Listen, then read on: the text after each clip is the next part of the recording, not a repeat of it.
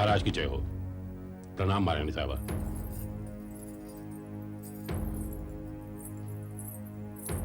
कहिए महामंत्री जी, कैसे आना हुआ? महाराज, कुछ शंकाओं को लेकर पूरे राज्य में अफवाहें फैल रही हैं। यहां तक कि सभासद भी आपस में उल्टी सीधी बातें कर रहे हैं। विस्तार से बताइए महामंत्री जी।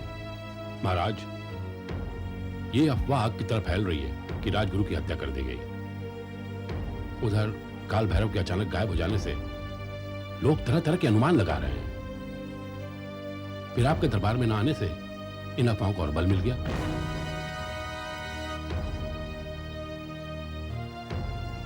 सभासद आपस में पूछ रहे हैं, कहीं युद्ध तो नहीं होने वाला? इन्हीं प्रश्नों में तो हम भी उलझे हुए हैं महामंत्री जी। समझ में नहीं आता कि काल भैरव और राजगुरु हमें इस तरह छोड़कर कहां चले गए और क्यों चले गए। महाराज, अगर आपकी आज्ञा हो तो उनकी खोज में हर कार्य भिजवा दिए जाएं।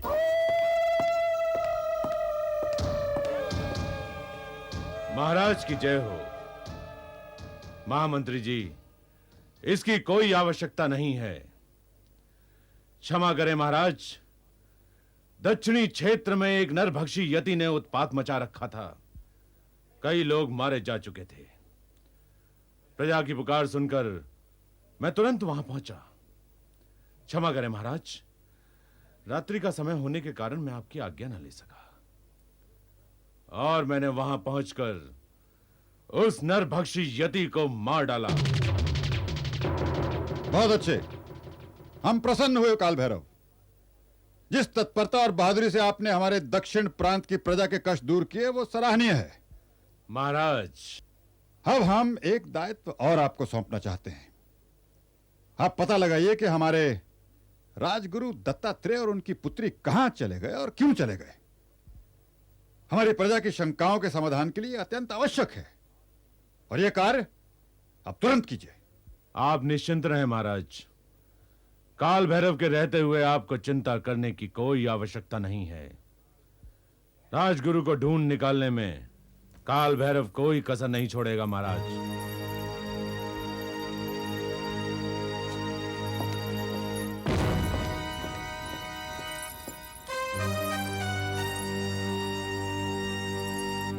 महामंत्री जी, आप कुछ और कहना चाहते हैं? जान की क्षमा चाहता हूं महाराज, लेकिन उस यति का शिकार काल भैरव ने नहीं किया। क्या कह रहे हैं आप? सही कह रहा हूं महाराज। हमारे दक्षिण क्षेत्र के गुप्तचर से खबर मिली कि उस यति का शिकार हमारे राज्य के वफादार स्वर्गीय वीर भाव के पुत्र विराट ने किया। विराट ने?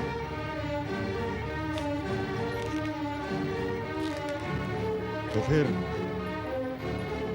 काल भैरव के झूठ बोलने का कारण? इसका कारण मैं आपको बताती हूँ महाराज। इसका कारण है आपके विश्वस्त सेनापति काल भैरव।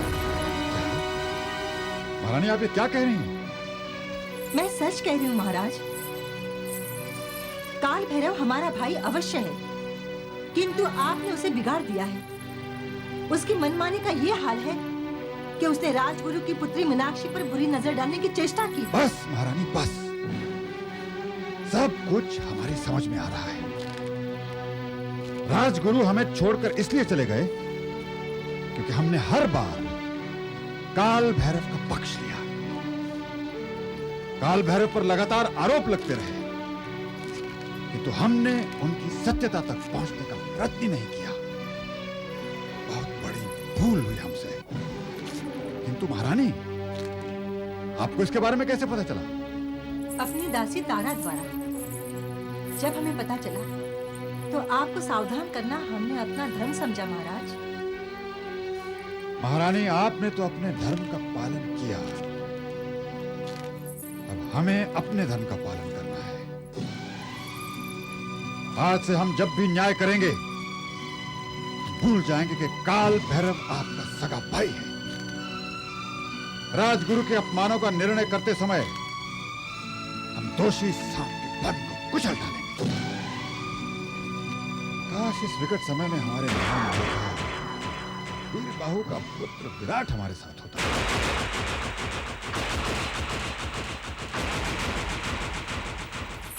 सेनापति जी,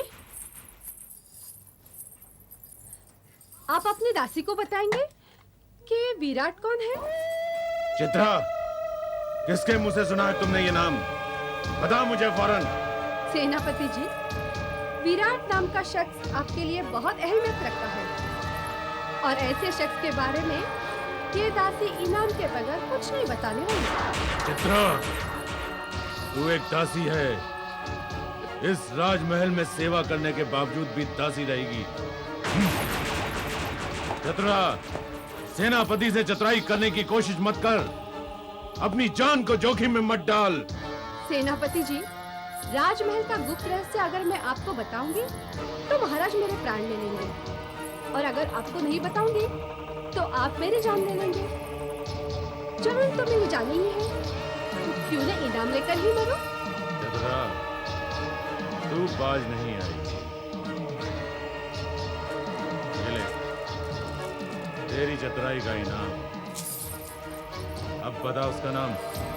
सेनापति जी, महाराज कह रहे थे ऐसे विकट समय में विराट उनका सहयोगी होता तो उन्हें बहुत बल मिलता। और क्या कह रहे थे महाराज? मैंने तो बस इतना ही सुना सेनापति जी।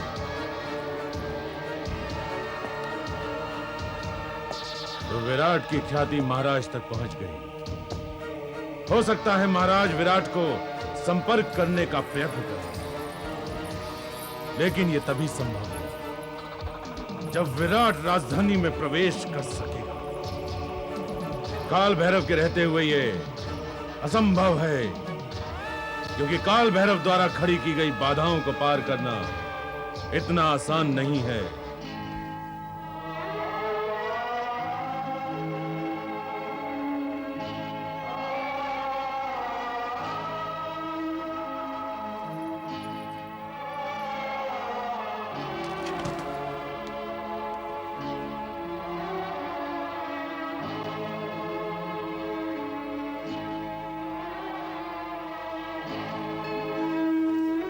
विराट, हमारे पुरखों ने हमेशा सच्चाई के माथे पर तिलक किया है।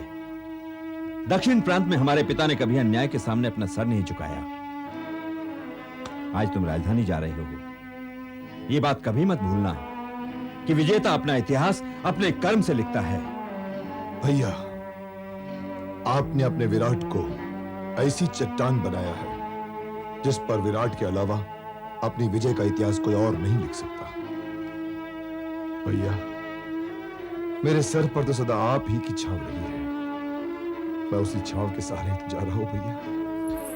सुना है राजधानी जाने वाले उस रास्ते को भूल जाते हैं जिस पर उनका अपना घर होता है। वहां तो तुमसे कोई कुछ कहने सुनने वाला भी नहीं होगा। तुम अपना ध्यान रखना विराट, समय पर खा लिया करना। अरे भाभी, मैं कोई लड़ाई के मैदान थोड़े ही जा रहा हूं, राजधानी जा रहा हूं, वो भी राज दरबार में। देखो, वहां मेरे खाने का ध्यान पूरा दरबार करेगा। रहने दे, जैसे हम तुझे भूखा रखते हैं। हाँ? अच्छा, ये ले, इसमें कुछ पूड़ियां हैं, रास्ते में खा लेना। अरे वाह, जिसकी यात्रा में भाभी के हाथ की बनाई हुई पूड़ियां हो, वहां कोई भूखा कैसे सो सकता है? अच्छा, मुझे बहकाने की कोशिश मत कर। और सुन, जाते जाते सुनैना से मिल लेना, वो तेरी मंगेतर है। अच्छा भाभी, अच्छा भैया, जा रहा हूं मैं।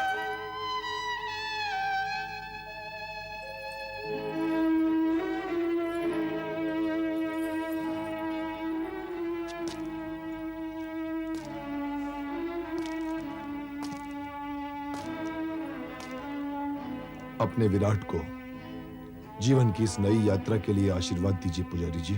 अपनों से बड़ी आस और सपनों से बड़ा छल इस संसार में कोई नहीं है विराट। तुम राजधानी जाकर महाराज को बताना कि दक्षिण प्रांत की यह भूमि आज भी तुम्हारे जैसे बलवान और स्वामी भक्त योद्धाओं को जन्म देती है। मेरा आशीर्वाद हमेशा तुम्हारे साथ है।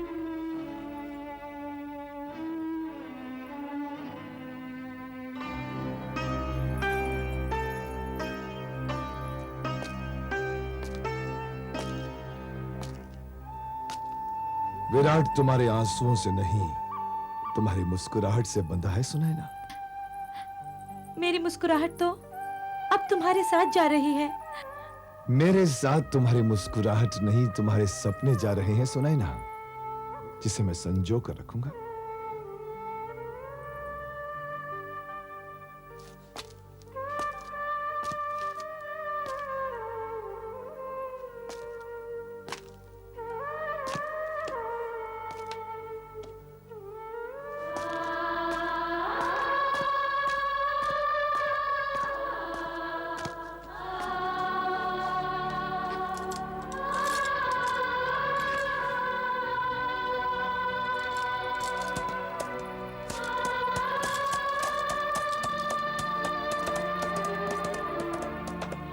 देखना, राज दरबार में हमारे विराट का कितना भव्य स्वागत होगा।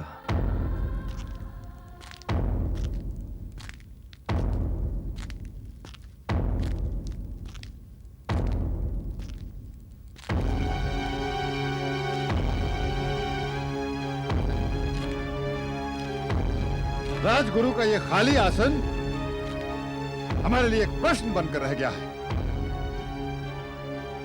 एक ऐसी पहेली जिसके जवाब पर संदेह के बादल मंडरा रहे हैं। पूरे 14 दिन बीत चुके हैं, लेकिन आपके पास अब भी उनकी जानकारी के बारे में कोई सूचना नहीं। आखिर कब तक हम अपने हाथ पर हाथ रखे बैठे रहेंगे? मैं पूछता हूं, आखिर कब तक? महाराज, राजगुरु को ढूंढने में हमारे गुप्तचरों ने कोई कसर बाकी नहीं छोड़ी। चारों दिशाओं में खोज जारी है और हम बहुत जल्द राजगुरु को ढूंढने में सफल हो जाएंगे। तुम्हारी सफलता असफलताओं की सूचनाओं के तले अपना दम तोड़ रही है। अपनी पुत्री मीनाक्षी के साथ राजगुरु का इस तरह गायब हो जाना हमारे राज्य के विवेक का गायब हो जाना है, हमारे राज्य के सम्मान का अपहरण है, और हमें तो इसके पीछे कोई बहुत बड़ा षड्यंत्र दिखाई दे रहा है। निस्संदेह हमारा कोई अपना ही हमारी पीठ के पीछे अपने हथियार तेज कर रहा है। राजगुरु हमारी चिंता का विषय अवश्य है महाराज, किंतु मेरे रहते हुए राज्य में शांति और व्यवस्था को कोई खतरा नहीं है महाराज, कोई खतरा नहीं है। महाराज, हमें अंदर आने दो। हमें क्यों रोक रहे हो? अंदर आने दो। नहीं, हमें अंदर। कौन है उधर?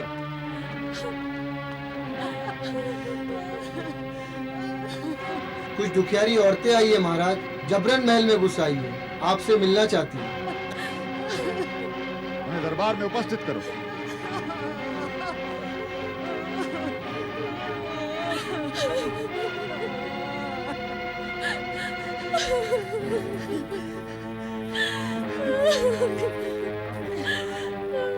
अन्याय हो रहा है महाराज, आपके राज्य में अन्याय हो रहा है। हम गरीबों की कोई सुनने वाला नहीं है महाराज, कोई नहीं। हमारा जीना दुभर हो गया महाराज, हम बर्बाद हो गए महाराज, हम बर्बाद हो गए। जो कुछ कहना है स्पष्ट कहो, बोलो बोलो, बताओ।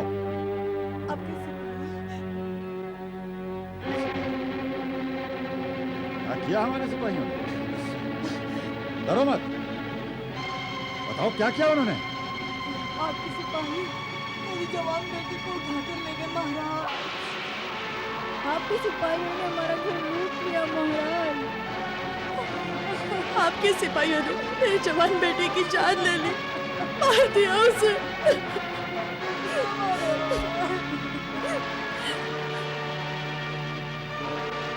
सेनापति जी महाराज।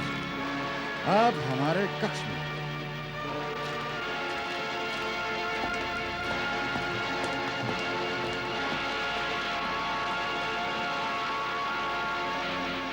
सेनापति, क्या यही आपकी शांति और व्यवस्था का जीता जागता प्रमाण? क्या यही आपकी बहादुरी का अनूठा उदाहरण? हम पूछते हैं, यदि आपके रहते राज्य की सुरक्षा और सम्मान का यह हाल है, तो हम अपनी प्रजा को सुरक्षा का कौन सा कवच पहनाएंगे? किंतु महाराज। सेनापति, याद रहे, यदि स्थिति में जल्दी सुधार नहीं हुआ तो अपनी प्रजा की सुरक्षा के लिए हम आप और हमारे बीच की सीमाओं को हमेशा के लिए तोड़ देंगे। हम अपनी प्रजा की सुरक्षा के लिए कुछ भी कर सकते हैं और हमारा आदेश है, अब जल्दी से जल्दी पता लगाइए कि राजगुरु कहां है। जाके देखिए अपने सैनिकों को, हमारे राज में क्या गुल खिला रहे हैं वो। जो आज्ञा महाराज। दुर्जन, राजगुरु और उसकी पुत्री मीनाक्षी की तलाश हमें महाराज के लिए नहीं करनी है, अपने लिए करनी है दुर्जन, अपने लिए। मैं जानता हूं सेनापति जी, राजगुरु और उनकी पुत्री मीनाक्षी का मिलना आपके लिए कितना आवश्यक है, मैं अच्छी तरह जानता हूं। आप सुंदरगढ़ के भावी महाराज हैं और मीनाक्षी आपकी भावी महारानी। भावी महारानी को आपके सामने उपस्थित करूंगा, तभी तो मैं भी भावी सेनापति बनूंगा महाराज। दुर्जन, तुम बहुत चालाक और चतुर हो, लेकिन मेरे वफादार। मैं तो आपका सेवक हूं सेनापति जी। तो जाओ दुर्जन, अपने आदमियों को चारों तरफ दौड़ा दो। मुझे राजगुरु और उसकी पुत्री मीनाक्षी चाहिए। जाओ। जो आ गया सेनापति।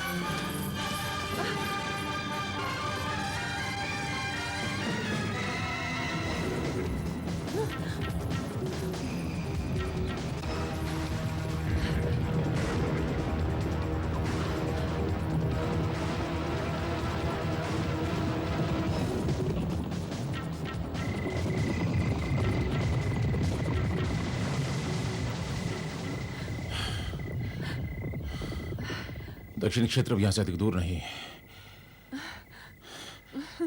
थक गए बेटे। वहां के काली मंदिर में मेरा एक मित्र है, वो वहां का पुजारी है। वो मेरे गुरुकुल का सहपाठी था, मेरा साथी। उसकी एक बिटिया भी है, सुनैना। वो तुम्हारी हम उम्र की होगी बेटे। बेटे, राज्य की सिपाही हमारी तलाश में है। इससे पहले कि वो हमें देख ले, हमें तुरंत यहां से निकल जाना चाहिए। चलो बेटे, चलो चलो, आ जाओ।